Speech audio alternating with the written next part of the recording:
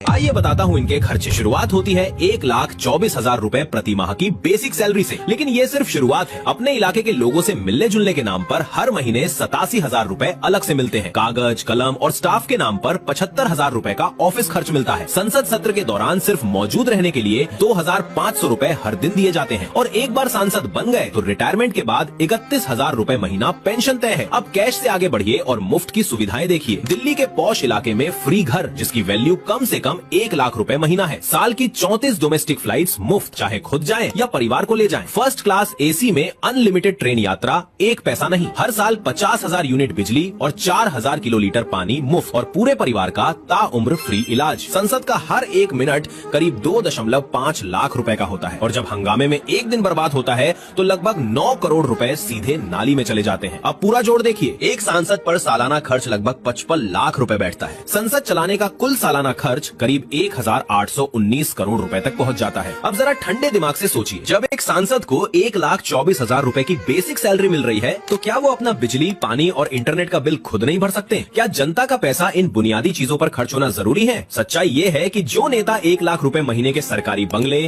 Free flights और हजारों unit मुफ्त बिजली के घेरे में रहता हो, वो उस आम आदमी का दर्द शायद ही समझ पाए, जो 15,000 रूपए की तनख्वाह में पूरे महीने का राशन, बच्चों की फीस और महंगे बिलों का बोझ उठाता है। एक तरफ हमारे देश का जवान है जो सीने पर गोली खाता है, लेकिन उसकी सैलरी इन नेताओं के भत्तों के सामने ऊंट के मुंह में जीरे जैसी लगती है। सबसे हैरान करने वाली बात यह है कि हम और आप जब ऑफिस जाते हैं तो हमें काम करने की सैलरी मिलती है, लेकिन सांसदों को संसद के सत्र में सिर्फ अपनी उपस्थिति दर्ज कराने के लिए अलग से 2,500 रूपए हर दिन दिए जाते हैं। सोचिए, जिस काम के लिए उन्हें चुनकर भेजा गया है उसी काम को करने के लिए उन्हें अपनी सैलरी के ऊपर ये अतिरिक्त पैसा मिलता है। अगर कोई सांसद सत्र के दौरान 10 दिन भी सदन में बैठ जाए तो उसकी जेब में 25,000 रूपए एक्स्ट्रा चले जाते हैं। जब सुविधाएं इतनी व्यापक हों तो जमीन से उठकर आया व्यक्ति भी धीरे धीरे जनता की असल परेशानियों से दूर हो सकता है। यही विडंबना है, जिस लोकतंत्र में जनता मालिक है वहीं प्रतिनिधि अपेक्षाकृत अधिक सुविधाओं के साथ रहते हैं और आम नागरिक रोजमर्रा की जरूरतों के लिए